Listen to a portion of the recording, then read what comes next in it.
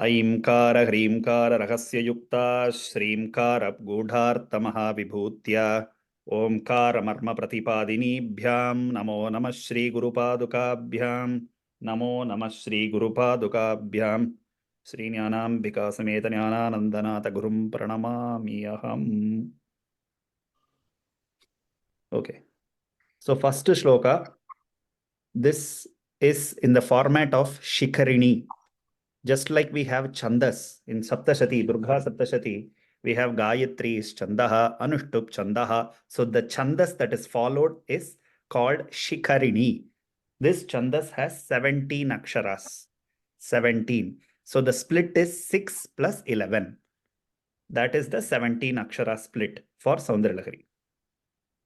So we will follow a certain tune so that the words are the tune is just to make sure that the word splitting is becoming easier for learning and chanting. So who wants to repeat after me? I'll repeat. Okay. Om Sri Ganeshaja Namaha. Shivashaktiya Yukto. Shivashaktiya Yukto. Shivashaktiya Yukto. Shivashaktiya Yukto. Yadi Bhavati.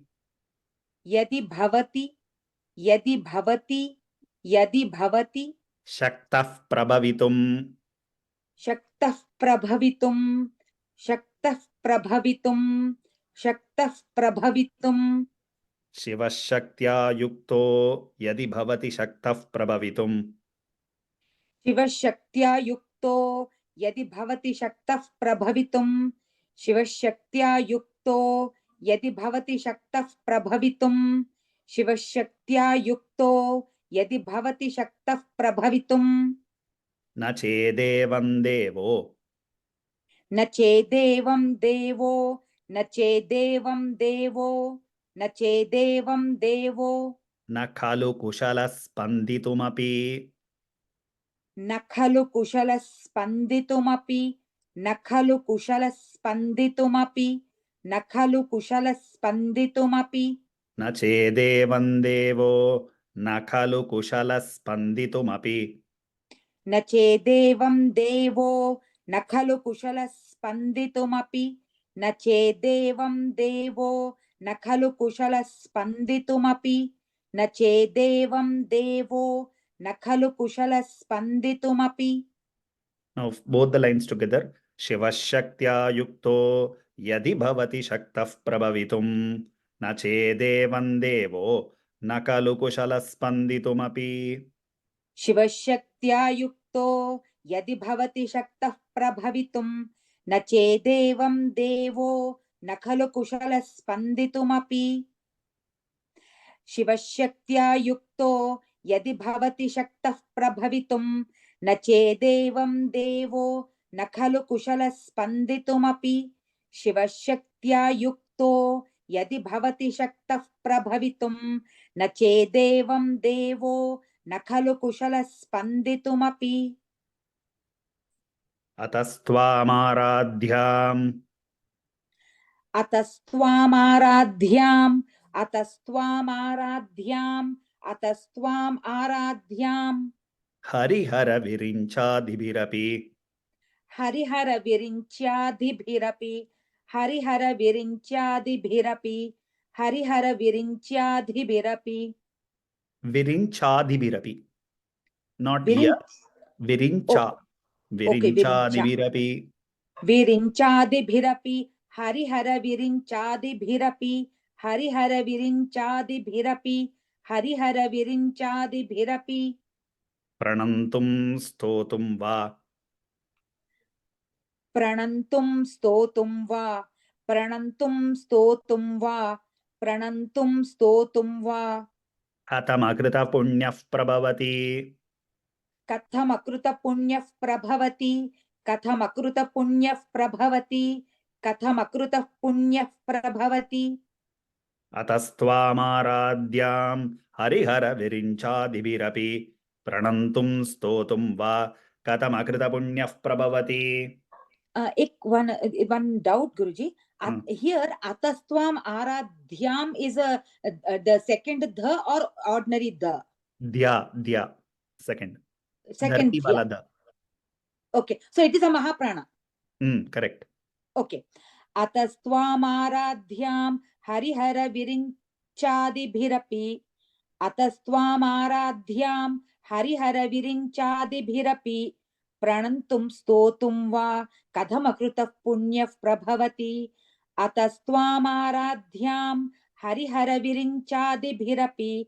Pranantum stotum va kadhamakritah punyah prabhavati. Atastvamaradhyam Harihara विरिञ्चादिभिरपि प्रणन्तुं स्तोतुं वा कथमकृतः पुण्यः प्रभवति. Okay, now full shloka. Shivashaktya yukto yadi bhavati shaktah prabhavitum na chedevam devo na kalu kushalaspanditum atastvam harihara virinchadibirapi pranantum stotum va katamakrita punyah prabhavati. शिवशक्त्या युक्तो यदि भवति शक्तः प्रभवितुं न चेदेवं देवो न खलु कुशलस्पन्दितुमपि अतस्त्वामाराध्यां हरिहरविरिञ्चादिभिरपि प्रणन्तुं स्तोतुं वा कथमकृतपुण्यः प्रभवति. शिवशक्त्या युक्तो यदि भवति शक्तः प्रभवितुं न चेदेवं देवो न खलु कुशलस्पन्दितुमपि अतस्त्वामाराध्यां हरिहरविरिञ्चादिभिरपि प्रणन्तुं स्तोतुं वा कथमकृतपुण्यः प्रभवति.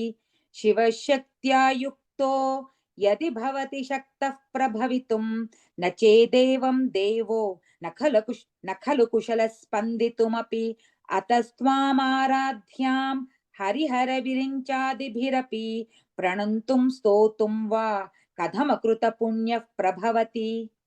Did the music? I didn't still Okay, did I not will get tell you the technique for that. So Okay. since I told about the Shikarini, so there is a Okay. specific way of breaking this to get that tune. So Shiva Shaktya Yukto, after that put a comma. So which means Yes. Shiva Shaktya Yukto Yadi Bhavati Shaktah Prabhavitum. So Yadi is like a new line. Yadi Bhavati Shaktah Prabhavitum Nache Devan Devo. Then again a comma over there. न चेदेवं देवो न खलु कुशलस्पन्दितुमपि.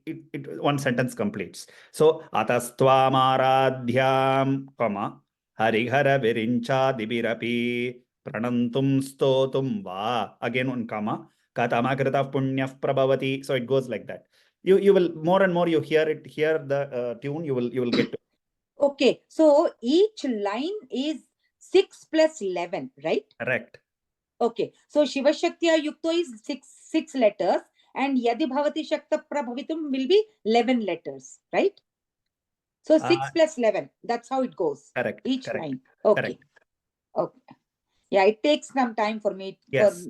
to pick it up. Yeah. Yeah. Okay. So once more, can you do? Yeah. Okay.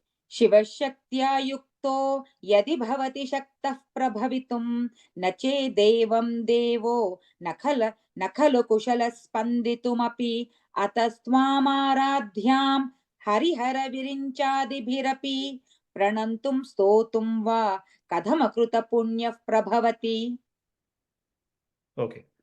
We'll move on to the next shloka.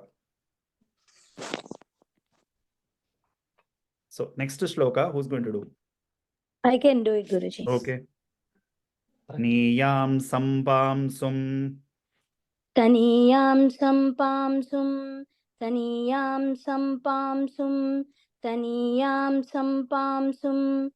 Tava charana panke ruhabhavam. Tava charana panke ruhabhavam. Tava charana panke ruhabhavam. Tava charana panke ruhabhavam. Virinchis sanchinvan. Virinchis sanchinvan. Virinchis sanchinvan. Virinchis sanchinvan. Virachayati lokana vikalam. विरचयति लोकान् विकलम् विरचयति लोकान् विकलम् विरचयति लोकान् विकलम्. The first two lines again. Taniyam sampamsum tava charana panke ruhabhavam विरिञ्चिः सञ्चिन्वन् विरचयति लोकानविकलम् तनीयां सम्पांसुं तव चरणपङ्केरुहभवं विरिञ्चिः सञ्चिन्वन् विरचयति लोकानविकलम् तनीयां सम्पांसुं तव चरणपङ्केरुहभवं विरिञ्चिः सञ्चिन्वन् विरचयति लोकानविकलम् तनीयां सम्पांसुं तव चरणपङ्केरुहभवं विरिञ्चिः सञ्चिन्वन् विरचयति लोकानविकलम् वहत्येनं शौरी वहत्येनं शौरी वहत्येनं शौरी वहत्येनं शौरी कथमपि सहस्रेण शिरसाम्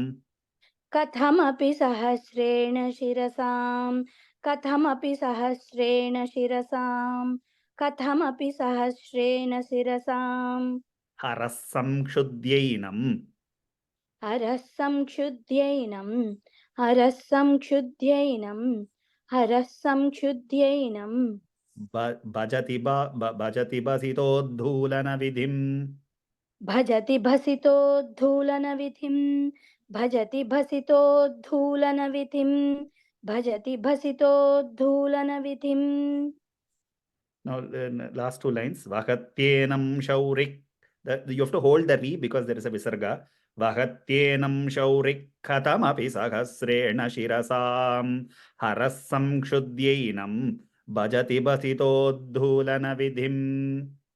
वहत्येनं शौरिः कथमपि सहस्रेण शिरसां हरः संक्षुद्यैनं भजति भसितोद्धूलनविधिम् वहत्येनं शौरिः कथमपि सहस्रेण शिरसां हरः संक्षुद्यैनं भजति भसितोद्धूलनविधिम् वहत्येनं शौरिः कथमपि सहस्रेण शिरसां हरः संक्षुद्यैनं भजति भसितोद्धूलनविधिम् Now, full shloka. Taniyam sampamsum tava charana pankeruha bhavam virinchis sanchinvan virachayati lokana vikalam vahatyenam shaurik katamapi sahasrena shirasam harasam kshudyenam bhajati basitodhulana vidim. 3 times.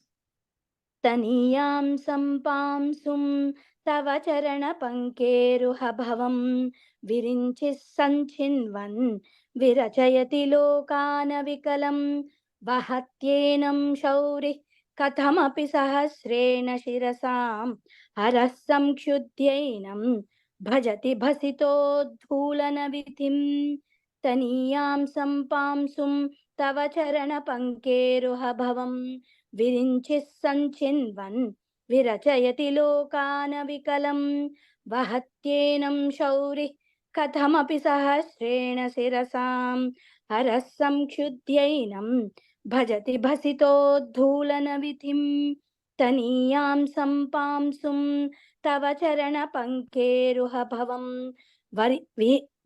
विरिञ्चिः सञ्चिन्वन् विरचयति लोकानविकलं वहत्येनं शौरिः कथमपि सहस्रेण शिरसां हरः संक्षुद्यैनं भजति भसितोद्धूलनविधिम् Okay, now can you do first and second together? Yes.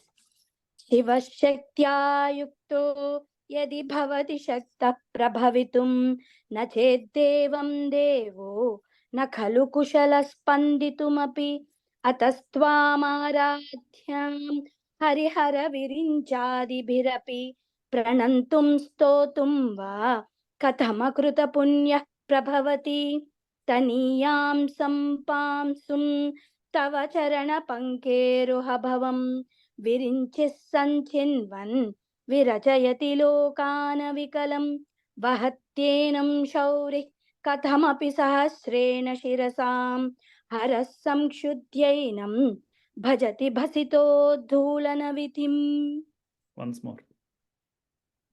शिवशक्त्या युक्तो यदि भवति शक्तः प्रभवितुं न चेद्देवं देवो न खलु कुशलस्पन्दितुमपि अतस्त्वामाराध्यां हरिहरविरिञ्चादिभिरपि प्रणन्तुं स्तोतुं वा कथमकृतपुण्यः प्रभवति तनीयां सम्पांसुं तव चरणपङ्केरुहभवं विरिञ्चिः सञ्चिन्वन् विरचयति लोकानविकलं वहत्येनं शौरिः कथमपि सहस्रेण शिरसां हरः संक्षुद्यैनं भजति भसितोद्धूलनविधिम्. Okay, thank you. Who can do the third one? I can. Okay. Avidhyanamantas. Avidhyanamantas. Once more. Avidhyanamantas. Timiramihiraddvipanagari. Timira미hiradvipanagari. Timira미hiradvipanagari. Timira미hiradvipanagari. Chadanam chaitanyas. Jadanam chaitanyas. Jadanam chaitanyas. Jadanam chaitanyas. Tabakamakarandasrutijari. Tabakamakarandasrutijari. Tabakamakarandasrutijari. Tabakamakarandasrutijari.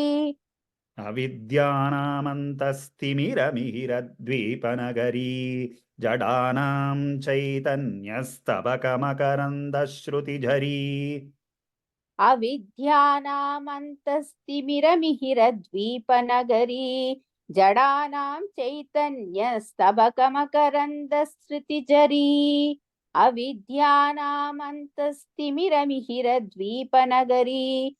Jadanam chaitanyastabakamakarandasrutijari. Avidhyanamantastimiramirad-dvipanagari. Jadanam chaitanyastabakamakarandasrutijari. Once more. Avidhyanamantastimiramirad-dvipanagari. Jadanam chaitanyastabakamakarandasrutijari. Daridranam chintamani. Daridranam chintamani. Daridranam chintamani. Daridranam chintamani. Gunanika janma jaladau. Gunanika janma jaladau.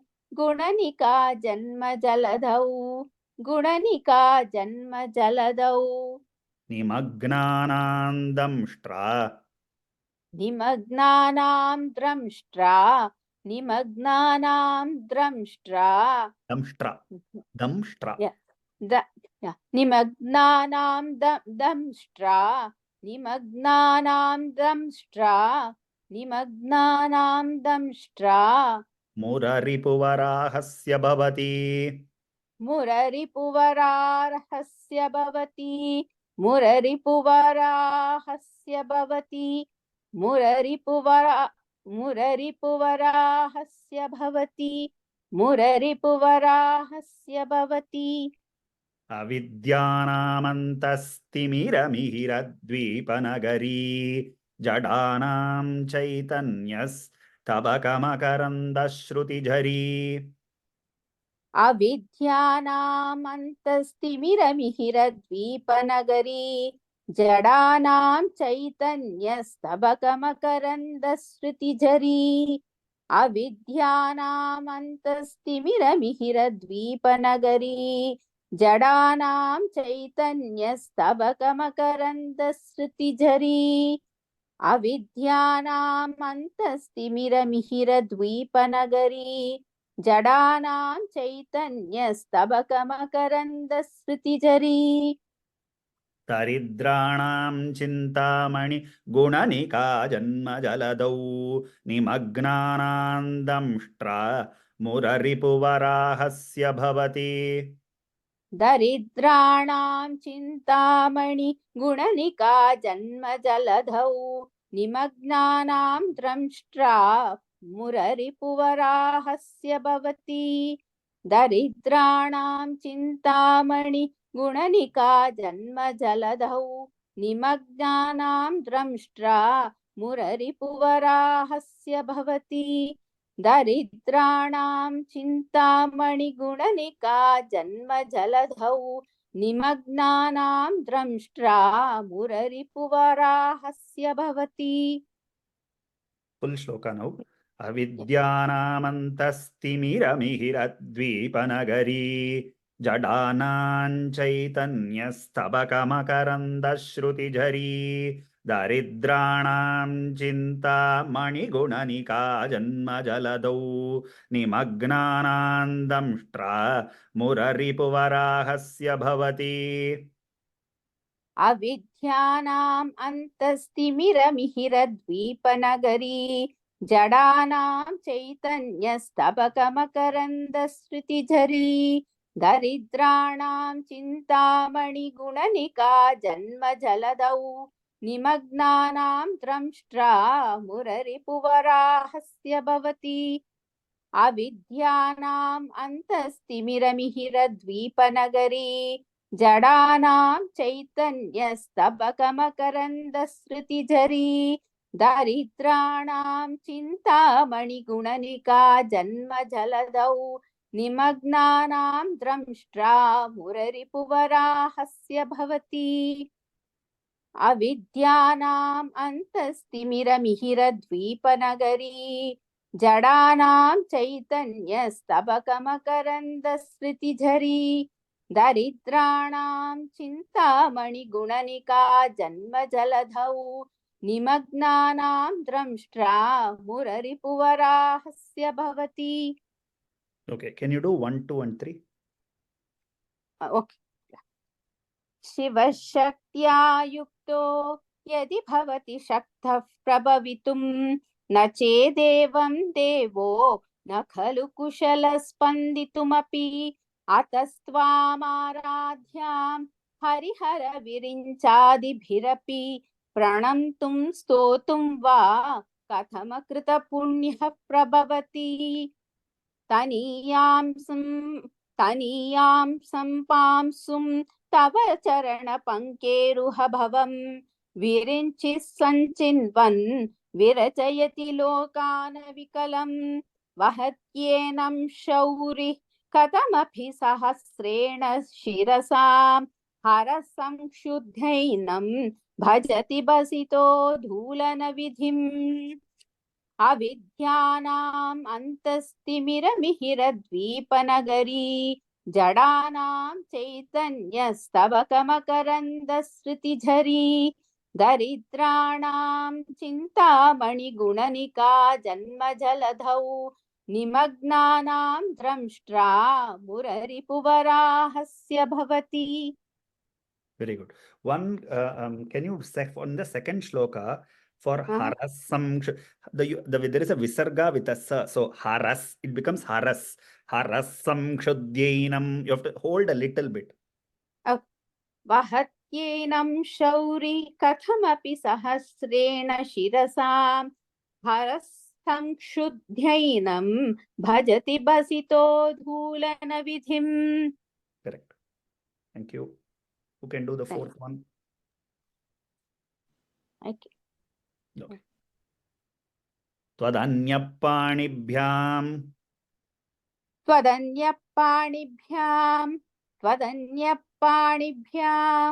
त्वदन्यपाणिभ्यां अभयवरदो दैवतगणः अभयवरदो दैवतगणः अभयवरदो दैवतगणः अभयवरदो दैवतगणः त्वमेका नैवासि त्वमेका नैवासि त्वमेका नैवासि त्वमेका नैवासि प्रकटितवराभीत्यभिनया प्रकटितवराभीत्यभिनया प्रकटितवराभीत्यभिनया प्रकटितवराभीत्यभिनया त्वदन्यपाणिभ्याम् अभयवरदो दैवतगणः त्वमेका नैवासि प्रकटितवराभीत्यभिनया त्वदन्यः पाणिभ्याम् अभयवरदो दैवतगणः त्वमेका नैवासि प्रकटितवराभीत्यभिनया त्वदन्यः पाणिभ्याम् अभयवरदो दैवतगणः त्वमेका नैवासि प्रकटितवराभीत्यभिनया त्वदन्यः पाणिभ्याम् अभयवरदो दैवतगणः त्वमेका नैवासि प्रकटितवराभीत्यभिनया भयात्रातुं दातुं भयात्रातुं दातुं भयात्रातुं दातुं भयात्रातुं दातुं फलमपि भयात्रातुं दातुं फलमपि च वाञ्छासमधिकम् फलमपि च वाञ्छासमधिकम् फलमपि च वाञ्छासमधिकम् फलमपि च वाञ्छासमधिकम् शरण्ये लोकानां शरण्ये लोकानां शरण्ये लोकानां शरण्ये लोकानां तव हि चरणावेव निपुणौ तव हि चरणावेव निपुणौ तव हि चरणावेव निपुणौ तव हि चरणावेव निपुणौ भयात्रातुं दातुं फलमपि च वाञ्छासमधिकम् शरण्ये लोकानां तव हि चरणावेव निपुणौ भयात्रातुं दातुं फलमपि च वाञ्छासमधिकम् शरण्ये लोकानां तव हि चरणावेव निपुणौ भयात्रातुं दातुं फलमपि च वाञ्छासमधिकम् शरण्ये लोकानां तव हि चरणावेव निपुणौ भयात्रातुं दातुं फलमपि च वाञ्छासमधिकम् शरण्ये लोकानां तव हि चरणावेव निपुणौ त्वदन्यः पाणिभ्याम् अभयवरदो दैवतगणः त्वमेका नैवासि प्रकटितवराभीत्यभिनया भयात्रातुं दातुं फलमपि च वाञ्छासमधिकम् शरण्ये लोकानां तव हि चरणावेव निपुणौ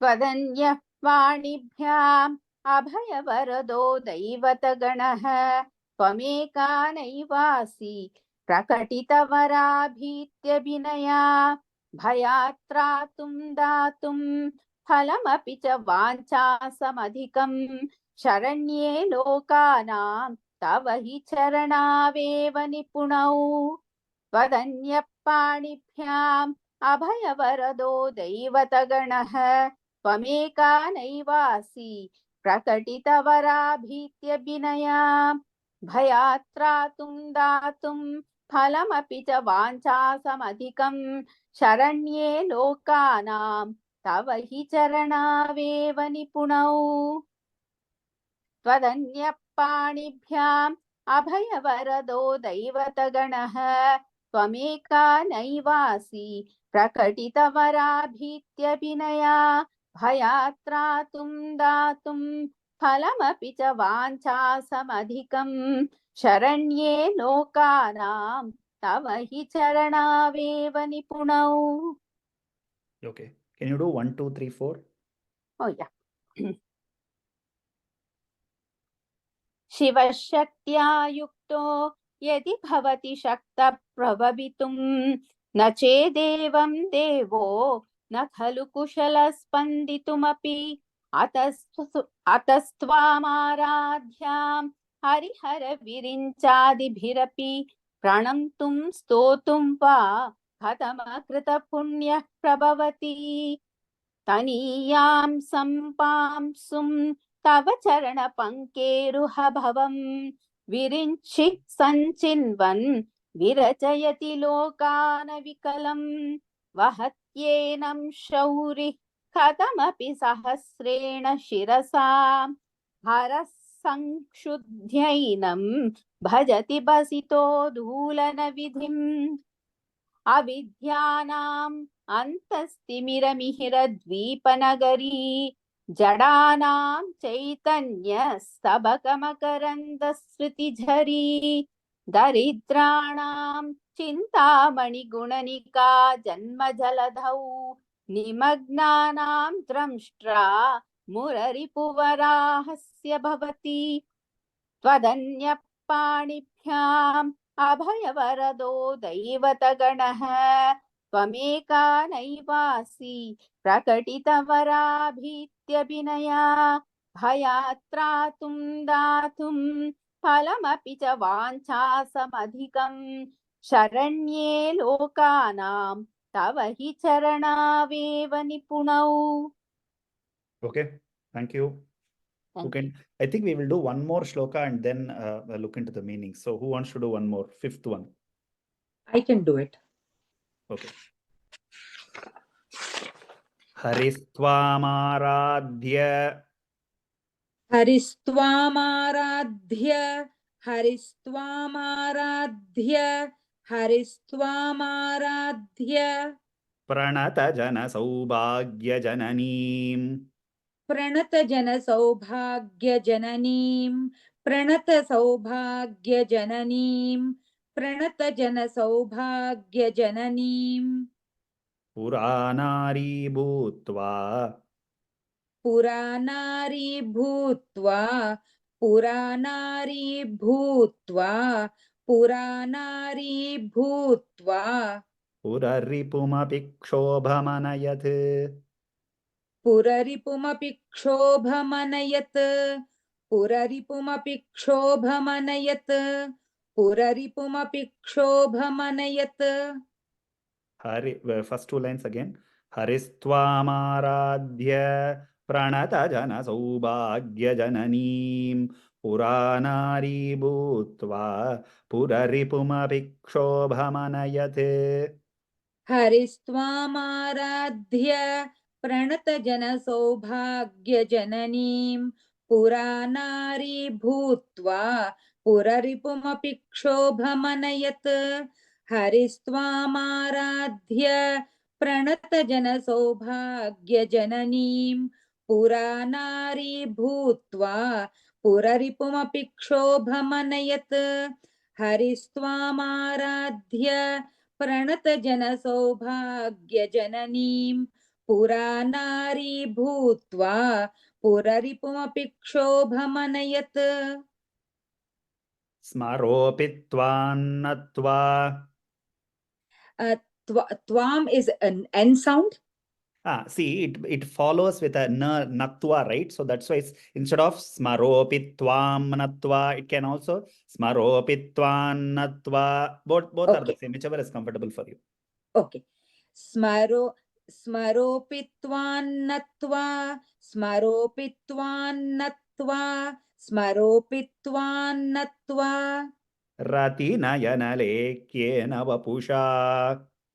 रतिनयनलेह्येन वपुषा रतिनयनलेह्येन वपुषा रतिनयनलेह्येन वपुषा स्मरोपित्वान्नत्वा रतिनयनलेह्येन वपुषा स्मरोपित्वान्नत्वा रतिनयनलेह्येन वपुषा स्मरोपित्वान्नत्वा रतिनयनलेह्येन वपुषा स्मरोपित्वान्नत्वा रतिनयनलेह्येन वपुषा मुनीनामप्यन्त मुनीनामप्यन्त मुनीनामप्यन्त मुनीनामप्यन्त प्रभवति हि मोहाय महताम् प्रभवति हि मोहाय महताम् प्रभवति हि मोहाय महताम्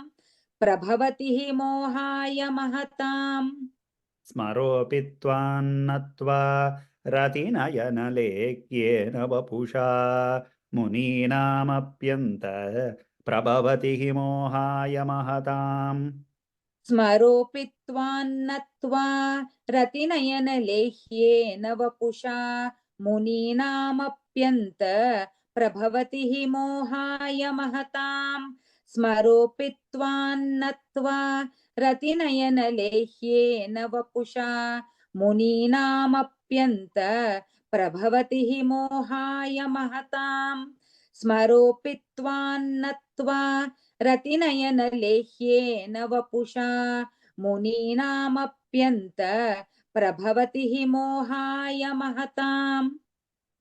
Full shloka. हरिस्त्वामाराध्य प्रणतजनसौभाग्यजननीं पुरानारी भूत्वा पुररिपुमभिक्षोभमनयत् स्मरोपित्वान्नत्वा रतिनयनलेख्येन वपुषा मुनीनामप्यन्त प्रभवति हि मोहाय महताम्. हरिस्त्वामाराध्य प्रणतजनसौभाग्यजननीं पुरानारी भूत्वा पुररिपुमपि क्षोभमनयत् स्मरोपित्वान्नत्वा रतिनयनलेह्येन वपुषा मुनीनामप्यन्त प्रभवति हि मोहाय महताम्. हरिस्त्वामाराध्य प्रणतजनसौभाग्यजननीं पुरानारी भूत्वा पुररिपुमपि क्षोभमनयत् स्मरोपित्वान्नत्वा रतिनयनलेह्येन वपुषा मुनीनामप्यन्त प्रभवति हि मोहाय महताम्. हरिस्त्वामाराध्य प्रणतजनसौभाग्यजननीं पुरानारी भूत्वा पुररिपुमपि क्षोभमनयत् स्मरोपित्वान्नत्वा रतिनयनलेह्येन वपुषा मुनीनामप्यन्त प्रभवति हि मोहाय महताम्. Okay. 1 to 5, can you do it? Yeah. शिवशक्त्या युक्तो यदि भवति शक्तः प्रभवितुं न चेदेवं देवो न खलु कुशलः स्पन्दितुमपि अतस्त्वामाराध्यां हरिहरविरिञ्चादिभिरपि प्रणन्तुं स्तोतुं वा कथमकृतः पुण्यः प्रभवति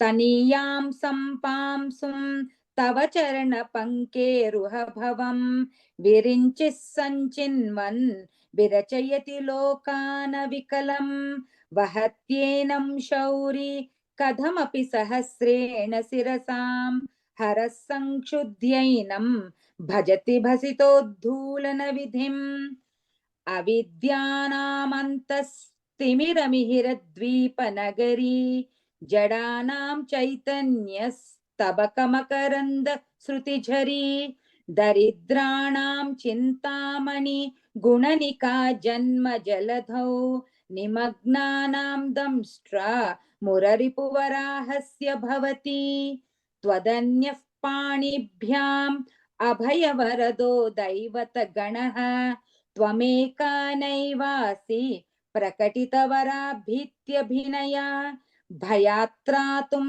दातुं फलमपि च वाञ्छा समधिकं शरण्ये लोकानां तव हि चरणावेव निपुणौ हरिस्त्वामाराध्य प्रणतजनसौभाग्यजननीं पुरानारी भूत्वा पुररिपुमपि क्षोभमनयत् स्मरोपित्वान्नत्वा रतिनयनलेह्येन वपुषा मुनीनामप्यन्त प्रभवति हि मोहाय महताम्. Okay, good. So we have completed 5 shlokas. I thought we'll do 4, but now we were able to do 5. So we'll look into the meanings now. So thank you.